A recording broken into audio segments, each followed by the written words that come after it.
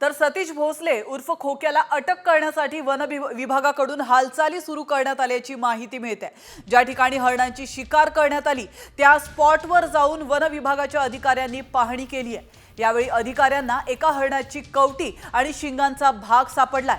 One विभागाकडून सतीश भोसलेवर गुन्हा दाखल होण्याची शक्यता आहे। कॉमस्कोर नुसार आता isakal.com आहे देशातील नंबर 1 ची मराठी न्यूज वेबसाईट। प्रत्येक अपडेटसाठी isakal.com ला नक्की भेट द्या।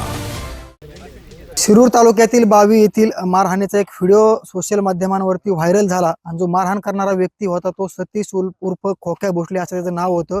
आणि हे संपूर्ण प्रकार समोर आल्यानंतर त्याचे जे काळे कारनामे आहेत ते देखील समोर आलेले आहेत। शिरूर तालुक्यातील अनेक घटना ज्या आहेत त्याने केल्याचं देखील स्पष्ट झालेलं आहे। ज्या ढाकणे कुटुंबियांना मारहाण करण्यात आली होती ती मारहाण कशामुळे करण्यात आली होती तर हरण पकडण्यासाठी गँग आली होती।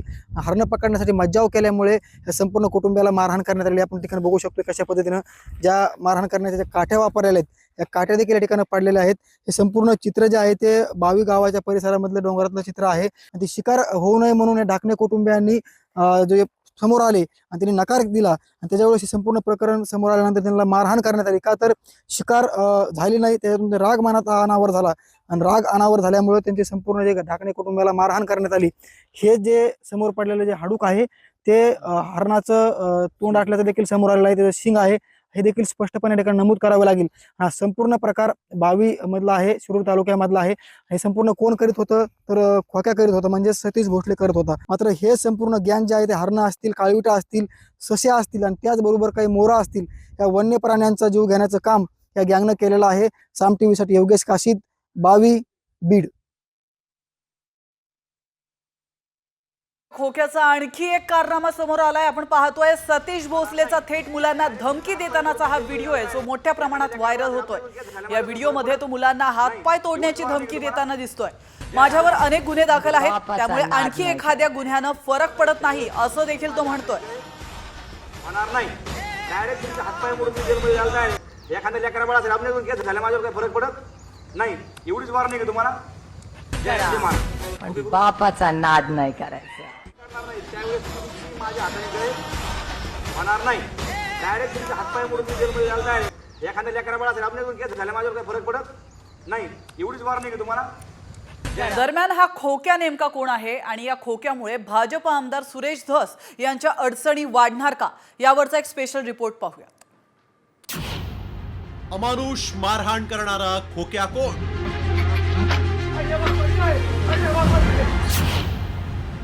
खोक्याच्या दहशतीला कुणाचं भय?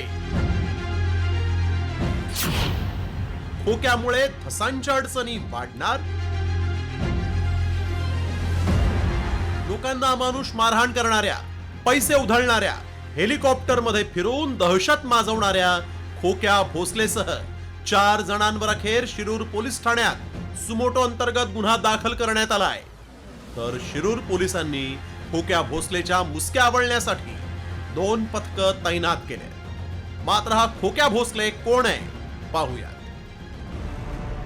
गेल्या 6 ते 7 वर्षांपासून राजकारणात सक्रिय, भाजप आमदार सुरेश धस यांचा कट्टर कार्यकर्ता, भाजपच्या भटक्या विमुक्त आघाडीचा उपाध्यक्ष म्हणून कार्यरत, शिरूर कासार भागात पार्टी खोक्या आणि गोल्डमन म्हणून ओळख, गाड्यांचा ताफा आणि गराड्यात राहत असल्यानं चर्चेत। आष्टी तालुक्यात खोक्या भोसलेवर गंभीर गुन्हे, राजकीय पाठबळ, गुंडगिरी आणि दहशतीची पार्श्वभूमी। बीडच्या शिरूर परिसरात हैदोस घालणाऱ्या खोक्या भोसलेला भाजप आमदार सुरेश धसांचाच वरदहस्त असल्याचंही समोर आलंय। खोक्या, हॅलो, सॉरी अरे बाबा, मला गडबडीत जमलं नाही, शुभेच्छा द्यायला। काय नाही, वाढदिवसाच्या बिलेटेड शुभेच्छा। धन्यवाद बोल, धन्यवाद, तुमचा आशीर्वाद राहू द्या फक्त। 100% आहे, मला ते काय झालं 99 सुद्धा नाही, 100 आहे, 100। बस ओके बस, थँक्यू बस। हो। आता खोक्याचे धसांशी संबंध असल्याचं उघड झाल्यानं पोलीस खोक्याच्या मुसक्या कधी आवळणार आणि शिरूर तालुक्यातील खोक्याची दहशत कधी मोडून काढणार याकडेही लक्ष लागलंय. ब्युरो रिपोर्ट, साम टीव्ही न्यूज. तर आपण पाहतोय भाजप आमदार सुरेश धसांचा कार्यकर्ता खोक्या उर्फ सतीश भोसले याचे अनेक व्हिडिओ समोर आलेत. या व्हिडिओंमधून खोक्याला पैशांचा माज असल्याचं पाहायला मिळत आहे. कारमध्ये खोक्या नोटांची बंडल उधळत असल्याचं आपण एका दृश्यामध्ये पाहू शकतो. त्यानंतर खोक्याचा आणखी एक व्हिडिओ समोर आला. यात तो रस्त्यावर पैसे उडवत असल्याचं पाहायला मिळत आहे. तर दुसरीकडे आणखी एका नव्या व्हिडिओमध्ये खोक्यावर पैसे उधळले जात असल्याचं दिसतंय.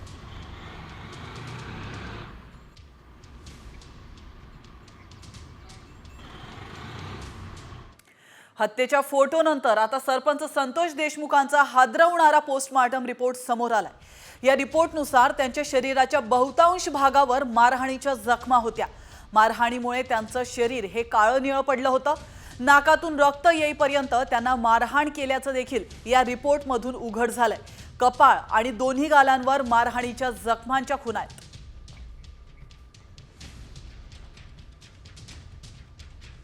तर आपण पाहतोय संतोष देशमुखांच्या हनुवटी, कपाळ आणि दोन्ही गालांवर गंभीर जखमा असल्याचं या रिपोर्टमध्ये नमूद करण्यात आलंय.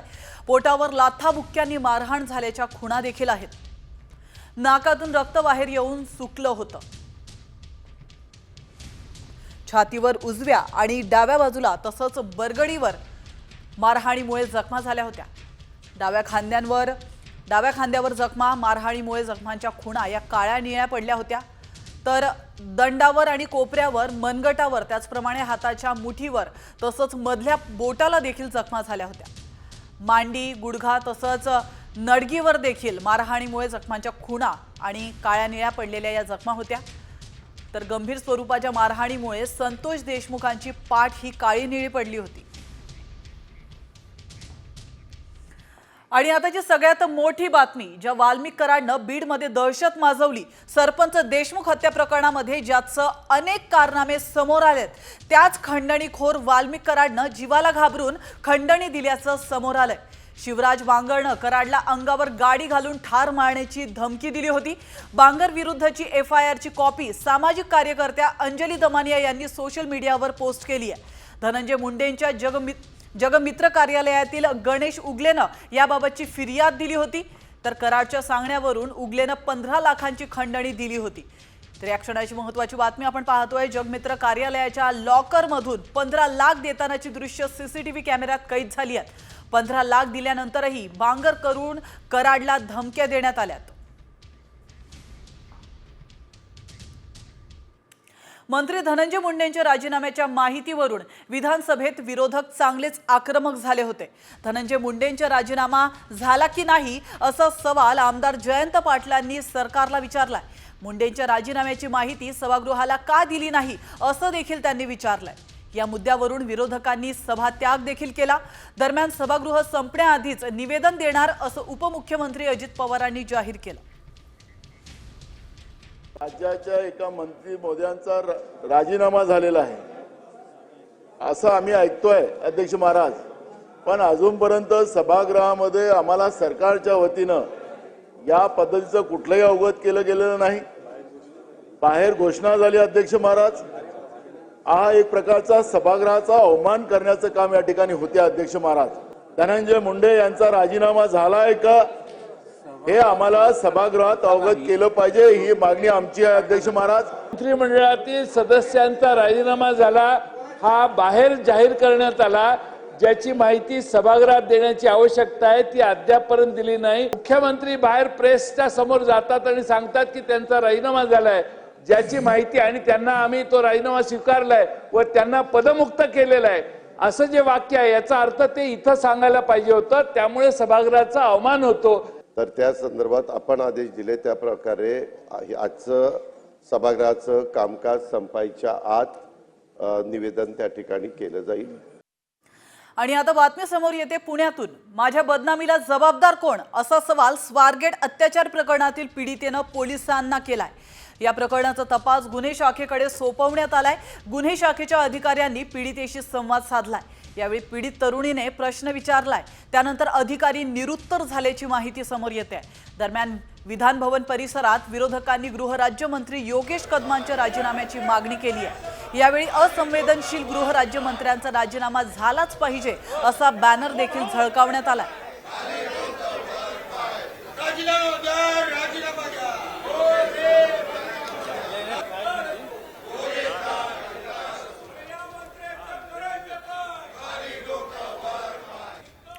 तर आपण पाहतोय पुणे स्वारगेट बलात्कार प्रकरणातील आरोपी दत्ता गाडेला पोलिसांनी गुणाट गावात आणलेलं पाहायला मिळत आहे। तर दत्ता गाडेच्या मोबाईल शोधण्यासाठी पुणे पोलिसांचं पथक आरोपीसह उसाच्या शेतामध्ये दाखल झाले। आपण या दृश्यांच्या माध्यमातून पाहू शकतो पुणे पोलिसांच्या गुन्हे शाखेकडून गुणाट गावामध्ये आता गाडीच्या मोबाईलचा शोध घेतला जाणार आहे।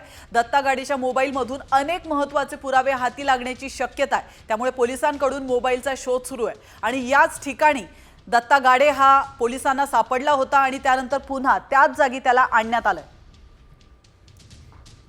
तर या क्षणाची महत्त्वाची बातमी आपण पाहतोय। याच ठिकाणी गुणाट गावामध्ये उसाच्या शेतामध्ये दत्ता गाडे याचा शोध लागला होता आणि त्याच ठिकाणी त्याने आपला मोबाईल फेकल्याचा संशय हा पोलिसांना आहे। त्या पार्श्वभूमीवर आता पोलीस पथक या ठिकाणी दाखल झालंय। पुण्यामध्ये स्वारगेट स्थानकामध्ये शिवशाहीमधील मुलीवरील अत्याचाराची घटना ताजी असतानाच शिवशाही बसमध्येच एका तरुणीचा विनयभंग झाल्याची घटना घडली आहे। पुणे ते सांगली शिवशाही बसमधून रात्री प्रवास करणाऱ्या तरुणीचा सहप्रवासी तरुणाने अश्लील चाळे करत विनयभंग केलाय। आजच्या बस स्थानकातून सांगलीकडे येत असताना त्याने खिडकी जवळून त्याचप्रमाणे सीटच्या मधून हात काढून तिला स्पर्श केला। अश्लील चाळे तो करू लागला। बस सांगली स्थानकात आल्यावर तरुणीने हा प्रकार बस चालकासह प्रवाशांना सांगितलाय। त्यानंतर नराधम वैभव कांबळे पोलिसांच्या ताब्यात त्याला देण्यात आलाय।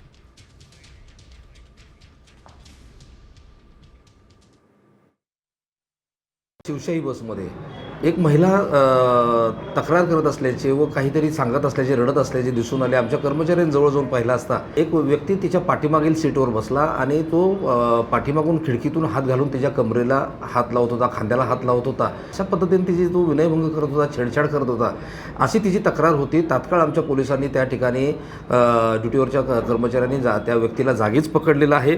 त्याचं नाव आहे वैभव वसंत कांबळे। त्याला तात्काळ तिथं जाग्याच पोलिसी खाक्या दाखवून ताब्यात घेण्यात आलं आणि सांगली शहर पोलीस स्टेशनला आणून त्या महिलेचा FIR नोंदवण्यात आला। आणि आता वळतो पुढच्या महत्त्वाच्या बातमीकडे। साम टीव्हीची एक्सक्लुझिव्ह बातमी आपण पाहणार आहोत। राज्यात औरंगजेबावरून राजकारण आधीच पेटलंय। दुसरीकडे औरंगजेबाच्या कबरी संदर्भात मोठी बातमी समोर येते। औरंगजेबाच्या कबरीला केंद्र सरकार पैसे पुरवत असल्याचा आरोप हिंदू जनजागृती समितीनं केलाय।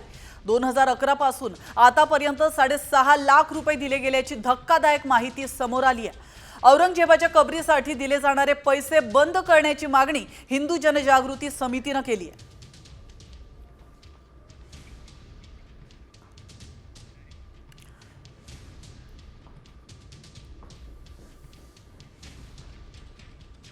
तर आपण पाहतोय 2011-12 मध्ये 47,000 रुपये केंद्राकडून औरंगजेबाच्या कबरीसाठी देण्यात आले होते। त्यानंतर 2012 ते 13 या दरम्यान 80,000 रुपये केंद्राकडून देण्यात आले होते। तर 2017-18 या वर्षात 15,000 रुपये केंद्राकडून देण्यात आले। 2020-21 मध्ये 2,55,000 रुपये देण्यात आले होते। तर 2022-23 मध्ये 2,60,000 रुपये केंद्राकडून औरंगजेबाच्या कबरीसाठी देण्यात आले होते। औरंगजेबाच्या उदात्तीकरणासाठी केंद्रीय पुरातत्व खातं आतापर्यंत 6.5 लाख रुपये खर्च करतं। हेच केंद्रीय पुरातत्व विभाग छत्रपती शिवाजी महाराजांच्या त्या मंदिरासाठी केवळ आणि केवळ वर्षाला 3,000 रुपये खर्च करतं। आता वाढवून काहीतरी 6,000 रुपये झालेलं आहे। हे दुर्दैव आहे महाराष्ट्राचं। म्हणजे महिन्याला 250, 300 किंवा 400 रुपये एवढाच त्याच्यामध्ये खर्च होतो। आज 250-300 रुपयात काय येतं? आणि यानंतर आता उदयनराजे यांचं वक्तव्य समोर आलंय। औरंगजेबाची कबर थेट JCB लावून उखडून टाका अशी मागणी उदयनराजे भोसले यांनी केली आहे। औरंगजेबाच्या कबरीवर सरकार खर्च करत असल्याची बातमी सामनं दाखवली। सरकारी खर्च होत असण्याची ही बातमी पाहताच उदयनराजे भोसले हे चांगलेच भडकलेले आहेत।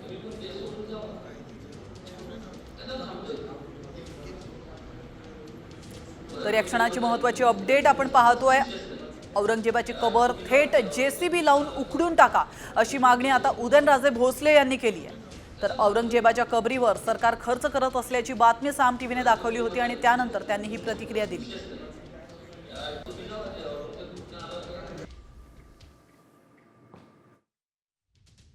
तो लुटायला झाला होता, चोर होता तो.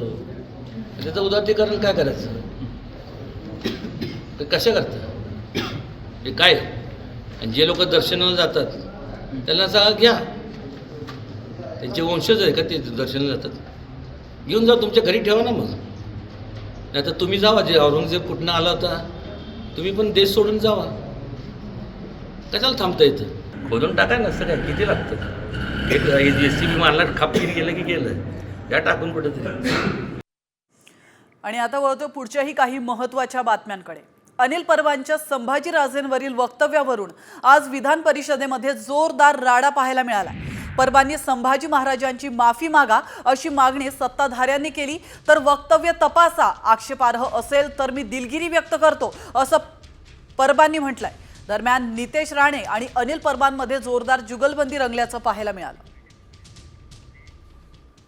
काळाची व्याख्या ह्यांनी सांगावी लोकांना. महाविकास आघाडीची सत्ता असताना लोकांची घरं तोडायची, केंद्रीय मंत्र्यांना अटक करायचं, हे सगळे कारनामे ह्यांनी करायचे.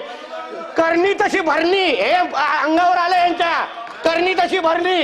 हा नियतीचा खेळ आहे, ह्याला छळ, ह्याचा कोण छळ करणार. अहो कारकुनाचा कोण छळ नाही करत. कारकुन स्वतःची तुलना छत्रपती संभाजी महाराजांची तुलना ह्यांनी करावी. ह्यांनी काय काय ह्यांनी माफी मागितली पाहिजे, शिवभक्तांची माफी मागितली पाहिजे. अध्यक्ष महोदय, पण या सभागृहातल्या एका सदस्याने आपल्या कुत्र्याचं नाव शंभू ठेवलंय. या त्याची माफी पहिले, शंभू नाव ठेवलंय या गुढीपाडव्याला, याची माफी मागणार काय, त्याची माफी मागणार काय. कोरटकर सोलापूरकरांचा विचार हा विषय बाजूला काढावा म्हणून हा विषय आलाय. आणि आता अजून एक राजकीय बातमी. विकास कामांना स्थगिती द्यायला मी उद्धव ठाकरे नाही असा हल्लाबोल मुख्यमंत्री देवेंद्र फडणवीसांनी केला. राज्यपालांच्या अभिभाषणावर उत्तर देताना त्यांनी चौफेर फटकेबाजी केली. छत्रपतींच्या वारसांकडे आम्ही कधीही दाखले मागितले नाहीत असा टोला देखील त्यांनी लगावला. तर अजितदादा थेट अटॅक करतात म्हणून कुणी त्यांच्या वाट्याला कुणी जात नसल्याचंही फडणवीस म्हणाले. गेल्या काही काळामध्ये आमच्या माध्यमांची आवडती बातमी झाली आहे. काही झालं की फडणवीसांनी शिंदेच्या प्रोजेक्टला स्थगिती दिली. एक पेड बातमी झालेली आहे. पहिल्यांदा लक्षात ठेवा, स्थगिती देण्याकरता मी उद्धव ठाकरे नाही आहे.